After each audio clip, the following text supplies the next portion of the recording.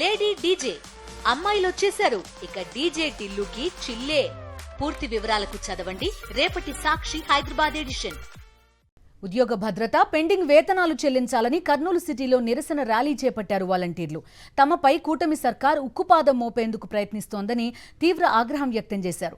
శాంతియుతంగా ర్యాలీ నిర్వహిస్తున్నా పోలీసులు అరెస్టు చేస్తామని బెదిరింపులకు పాల్పడడంపై మండిపడ్డారు. గత ప్రభుత్వంలో ఎంతో గౌరవంగా బతికిన తమను కూటమి సర్కార్ రోడ్డుపైకి తెచ్చిందంటూ ఆవేదన వ్యక్తం చేశారు వాలంటీర్లు.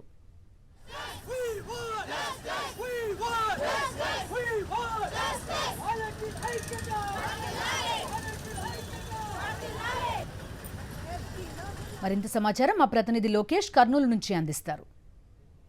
వాలంటీర్ వ్యవస్థను కొనసాగిస్తూ వారి యొక్క సమస్యలను పరిష్కరించాలంటూ వాలంటీర్లంతా కర్నూలు నగరంలో నిరసన ర్యాలీని నిర్వహించడం జరిగింది.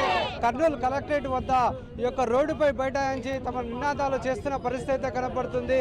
దీనిపై మాట్లాడేందుకు ముందుగా ఈ యొక్క ఏఎఫ్ వైఎఫ్ నాయకులున్న వారితో మాట్లాడదాం. చెప్పండి, ఎటువంటి డిమాండ్స్ చేస్తున్నారంటారు?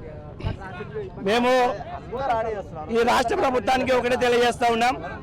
ఎన్నికలకు ముందు 40 ఏళ్ల రాజకీయ అనుభవము రాష్ట్రాన్ని ఒక గాడిలో పెట్టానని చెప్పేసి చెప్తే చంద్రబాబు నాయుడు గారి మాటలు నమ్మి వాలంటీర్లందరూ ఓటేసి గెలిపించడం జరిగింది.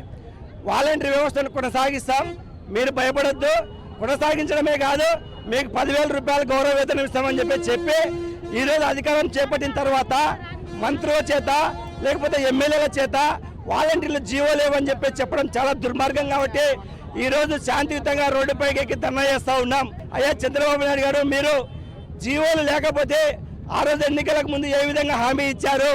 జీవోలు లేకపోతే విజయవాడ వరదలు సంభవించినప్పుడు మీరు అధికారం చేపట్టిన తర్వాత వాలంటీర్లతో ఏ విధంగా విధులు నిర్వర్తింపజేశారు? కాబట్టి మీరు ఒక్కసారి ఆలోచించాలి. మీరు వాలంటీర్లు 2,60,000 మంది రాష్ట్ర వ్యాప్తంగా ఆందోళన చెందుతా ఉన్నారు. మీ మంత్రుల చేత మీ ఎమ్మెల్యేల చేత మాట్లాడించడం కాదు, మీరు ఎన్నికల ముందు ఇచ్చినటువంటి హామీ ప్రకారం వీళ్ళను విధులకు తీసుకోవాలి, 10,000 రూపాయలు గౌరవ వేతనం ఇవ్వాలి, దాంతోపాటు ఇప్పటి వరకు బకాయిలు కూడా చెల్లించాలని చెప్పేసి మేము డిమాండ్ చేస్తూ ఉన్నాం. మీరు చాలా రోజుల పాటు నుండి ఈ యొక్క ప్రభుత్వానికి విన్నపిస్తున్నారు, మీ యొక్క సమస్యలను పరిష్కరించాలని చెప్పేసి వేడుకుంటున్న పరిస్థితి. మరి ఎందుకు ప్రభుత్వం స్పందించట్లేదు అంటారు? ప్రభుత్వానికి మనం ఓటేస్తున్నప్పుడు మన ఇంటింటికి వచ్చి ఓటేయండి అమ్మా, మీకు 5,000 ఏం సరిపోతాయి, 10,000 ఇస్తామని చెప్పినారు. చంద్రబాబు నాయుడు సార్ గారికి ఒకటే విన్నపం, వాలంటీర్ల తరఫున మనకి బాగా చేయాలా? మీరు 3 నెలల పాటు నుండి మీకు జీతాలు ఇస్తలేరు, మీకు ఒక ఉద్యోగ భద్రత ఇవ్వట్లేదు, మరి ఎట్లా ఉంది మీ పరిస్థితి? చాలా ఇదిగా ఉందని చాలా ప్రాబ్లమ్ గా ఫేస్ చేస్తున్నాము. మా పిల్లల స్కూల్ ఫీజు కూడా కట్టలేకపోతున్నాము. మా ఇంట్లో గడవడానికి కూడా చాలా ఇబ్బందిగా ఉంది. మీరు పుట్టలేని బిడ్డకి పేరు ఎలా పెట్టాలి అని అంటున్నారు. పుట్టలేని బిడ్డ అని అన్నప్పుడు మీకు వరదల్లో గుర్తుకు రాలేదా వాలంటీర్స్? ఆల్రెడీ మాకు మేనిఫెస్టోలో 5,000 నుంచి 10,000 చేస్తా అన్నారు.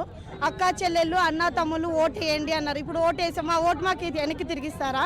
ఎట్లా మరి మా పరిస్థితి? 6 నెలల నుంచి ఆలోచిస్తున్నాం అన్న ఏం ఆలోచించినారు? తీసేయడానికి 6 నెలలు ఆలోచించినారా మీరు? మాకి న్యాయం జరగాలి. మీరు మేనిఫెస్టోలో ఆల్రెడీ ఇచ్చినారు ముఖ్యమంత్రి గారు, 5,000 నుంచి వరకు 10,000 చేస్తామని, ఉద్యోగ భద్రత ఇస్తామని మీరు చెప్పినారు. ఎక్కడ మా ఉద్యోగ భద్రత? ఏమి పరిస్థితి? మమ్మల్ని రోడ్డు మీద తెచ్చి నిలబెట్టినాక ఇది అంతా చేసేది. డిప్యూటీ సీఎం గారు అక్క చెల్లెలకి న్యాయం చేస్తా అన్నారు, తెచ్చి రోడ్డు మీద న్యాయం చాలా బాగా చేసినారులేండి మీరు. ఇది మనం చూసుకున్నట్లయితే వాలంటీర్లంతా ఎంతో ఆవేదన వ్యక్తం చేసిన పరిస్థితి. గత 4 నెలల పాటు నుండి తమకు జీతాలు వస్తలేని పరిస్థితి, తమ ఉద్యోగం ఉందా లేదా అనే ఒక భయం అనేది కూడా తమలో నెలకొంది. ఏదైతే పిల్లల్ని చేతబట్టుకొని తాము రోడ్డు మీద నిరసనలు వెలువెత్తుతున్నా కానీ ఇప్పటిదాకా ప్రభుత్వం నుండి ఎటువంటి స్పందన లేదని, ఖచ్చితంగా ప్రభుత్వం స్పందించి తమకు ఉద్యోగ భద్రత కల్పించడంతో పాటు తమ సమస్యలను పరిష్కరించాలంటూ ఈ యొక్క వాలంటీర్లంతా డిమాండ్ చేస్తున్న పరిస్థితి. కెమెరామెన్ శేఖర్తో లోకేష్, సాక్షి టీవీ, కర్నూలు.